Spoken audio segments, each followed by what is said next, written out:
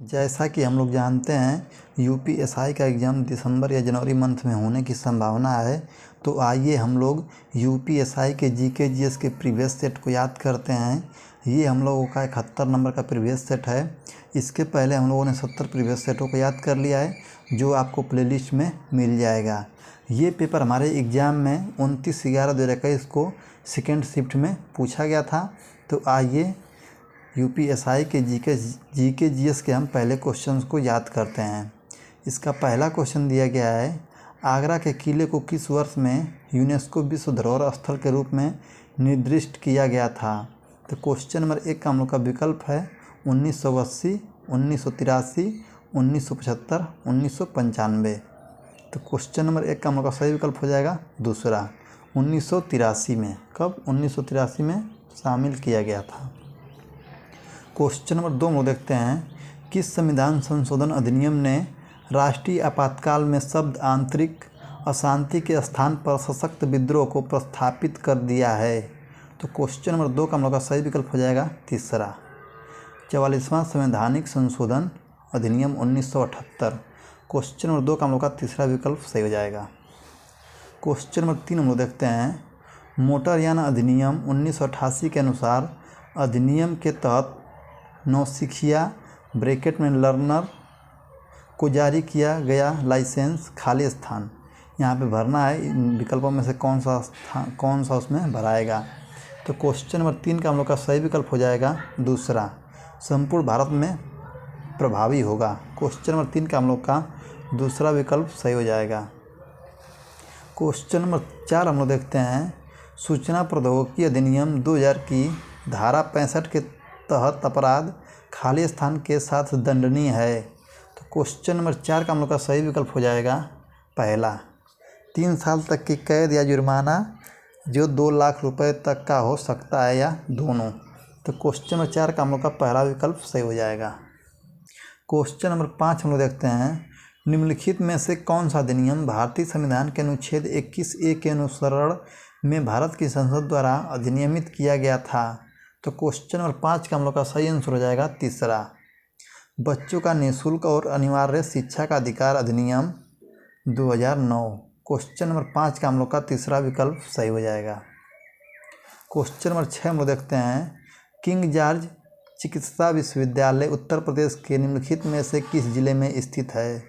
तो question number 6 का हम लोग का विकल्प है लखनऊ, आगरा, वाराणसी, अलीगढ़। तो क्वेश्चन नंबर 6 का सही आंसर क्या हो जाएगा पहला, लखनऊ। क्या हो जाएगा? लखनऊ हो जाएगा। क्वेश्चन नंबर 6 का हम लोग का पहला विकल्प सही हो जाएगा।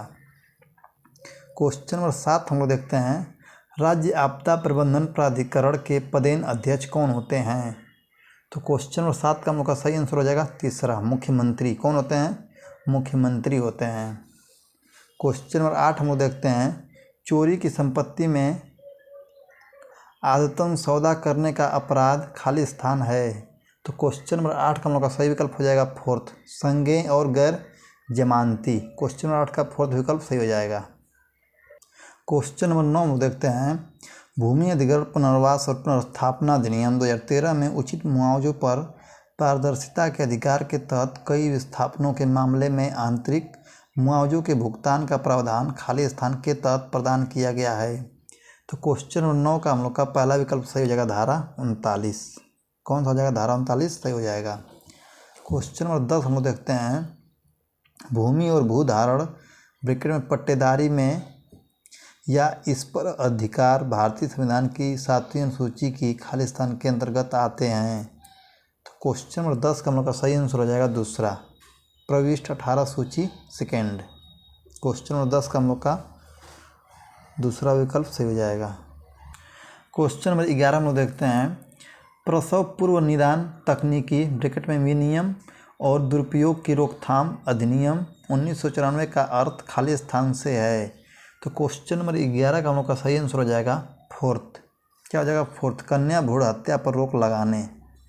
क्वेश्चन नंबर 11 का हम लोग का फोर्थ विकल्प सही हो जाएगा। क्वेश्चन नंबर 12 हम लोग देखते हैं, वन्य जीव ब्रैकेट में संरक्षण अधिनियम 1972 की धारा 65 के तहत कौन सा प्रावधान किया गया है। तो क्वेश्चन नंबर 12 का हम लोग का सही विकल्प हो जाएगा फोर्थ। कौन सा? फोर्थ विकल्प सही हो जाएगा। इसका फोर्थ विकल्प सही हो जाएगा। क्वेश्चन नंबर 13 हम लोग देखते हैं, टम्बलर के संस्थापक कौन हैं? तो क्वेश्चन नंबर 13 का हम लोग का सही विकल्प हो जाएगा फर्स्ट, डेविड कर्प। कौन है? डेविड कर्प हैं। क्वेश्चन नंबर 14 हम लोग देखते हैं, निम्नलिखित में से किस खनिज की कमी को हाइपोकलीमिया के नाम से भी जाना जाता है? तो क्वेश्चन नंबर 14 का हम लोग का दूसरा विकल्प सही होगा पोटेशियम। क्वेश्चन नंबर 15 हम लोग देखते हैं, भारत में न्यायिक सक्रियता के नए दर्शन के स्वीकृत चैंपियन खालिस्तान हैं। तो क्वेश्चन नंबर 15 का हम लोग का सही विकल्प हो जाएगा फोर्थ। क्या हो जाएगा? फोर्थ हो जाएगा। न्यायमूर्ति VR कृष्णा अय्यर और न्यायमूर्ति PN भगवती। क्वेश्चन नंबर 15 का हम लोग का फोर्थ विकल्प सही हो जाएगा। क्वेश्चन नंबर 16 हम लोग देखते हैं, भ्रष्टाचार निवारण अधिनियम के प्रयोजन के लिए कौन सा लोक सेवा सेवक नहीं है? तो क्वेश्चन नंबर 16 का हम लोग का फर्स्ट विकल्प सही हो जाएगा, सरकार के लिए कमीशन के आधार पर कार्य करने वाले ठेकेदार। क्वेश्चन नंबर 16 का हम लोग का पहला विकल्प सही हो जाएगा। क्वेश्चन नंबर 17 हम लोग देख लेते हैं अब, यदि मध्यवर्ती चुनाव न हो तो लोकसभा और प्रत्येक राज्य विधानसभा के लिए चुनाव प्रत्येक खालिस्तान में होने चाहिए। तो क्वेश्चन नंबर 17 का हम लोग का सही विकल्प हो जाएगा फर्स्ट, 5 वर्ष। क्वेश्चन नंबर 18 में देखते हैं, प्रसिद्ध ग्रंथ अर्थशास्त्र किसने लिखा था? तो क्वेश्चन नंबर 18 का हम लोग का विकल्प दिया है भरत मुनि, व्यास, विश्वामित्र, चाणक्य। तो क्वेश्चन नंबर 18 का हम लोग का सही विकल्प हो जाएगा फोर्थ, चाणक्य। कौन? चाणक्य लिखे थे। क्वेश्चन नंबर 19 हम देखते हैं, निम्नलिखित में से भारतीय संविधान में एकात्मक विशेषता कौन सी है?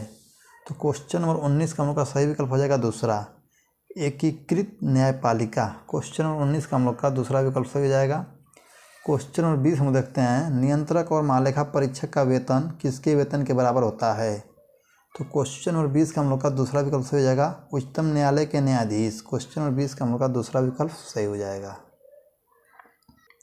क्वेश्चन नंबर 21 हम लोग देखते हैं, घास में निम्नलिखित में से कौन सा पदार्थ अधिक मात्रा में होता है? तो क्वेश्चन नंबर 21 का हम लोग का सही आंसर क्या हो जाएगा? Fourth, cellulose. क्या होता है? घास में अधिक मात्रा में सेल्यूलोज होता है।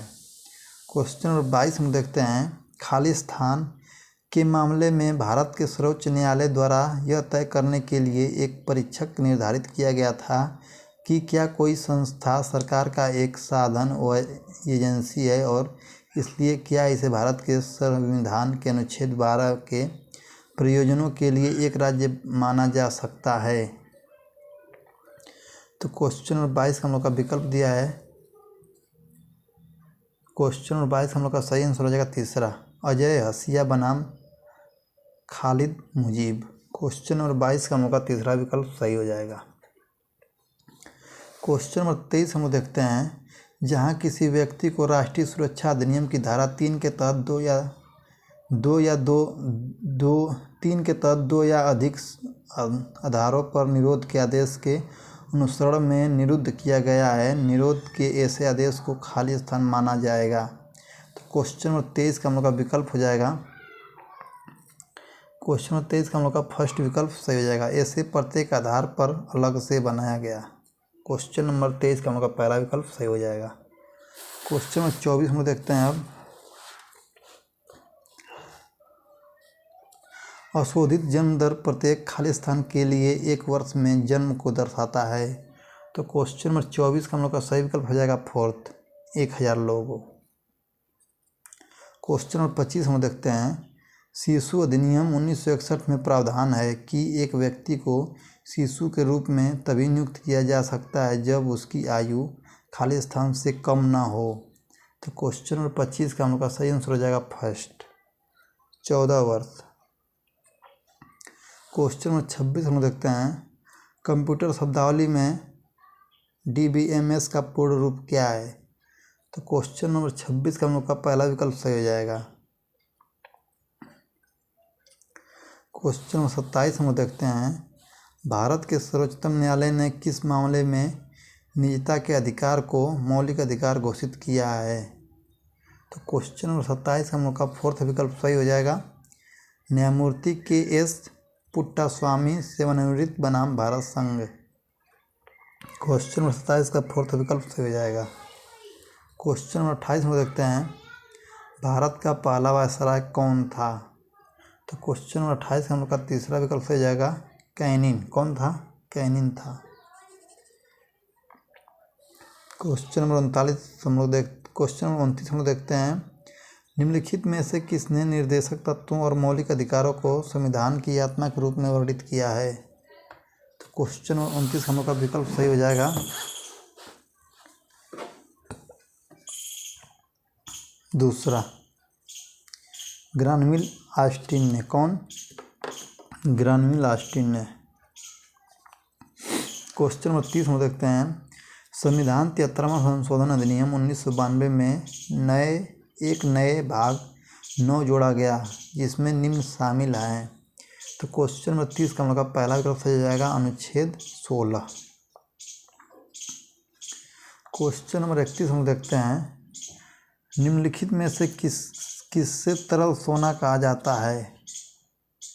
निम्नलिखित में किसे तरल सोना कहा जाता है।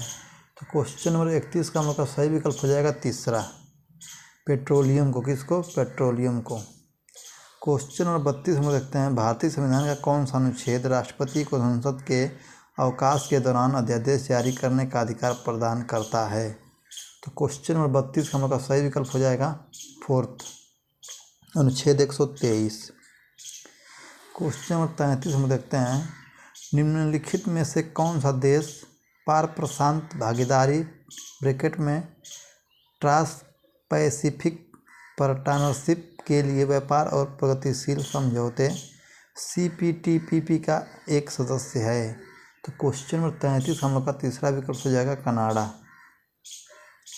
क्वेश्चन नंबर 34 हम देखते हैं भारत में निम्नलिखित में से किस फसल के लिए कृषि लागत और मूल्य आयोग CACP का उचित और पारिश्रमिक मूल्य FRP को अनुशंसित करता है।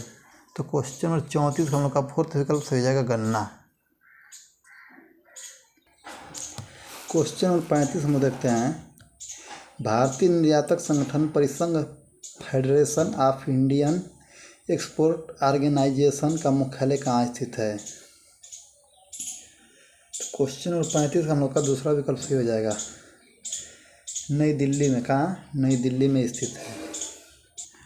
क्वेश्चन नंबर 36 हम देखते हैं भारत की पहली ई लोक अदालत का आयोजन किस राज्य में किया गया था। तो क्वेश्चन नंबर 36 हम लोग का दूसरा विकल्प हो जाएगा छत्तीसगढ़ में। क्वेश्चन नंबर 37 हम देखते हैं अब नाइट्रोजन प्रतिस्थापन जीवाणु ब्रैकेट में फिक्सिंग बैक्टीरिया और फलीदार पौधे के बीच का संबंध खाली स्थान का एक उदाहरण है। तो क्वेश्चन नंबर 37 हम लोग का पहला विकल्प सही हो जाएगा सहजीविता।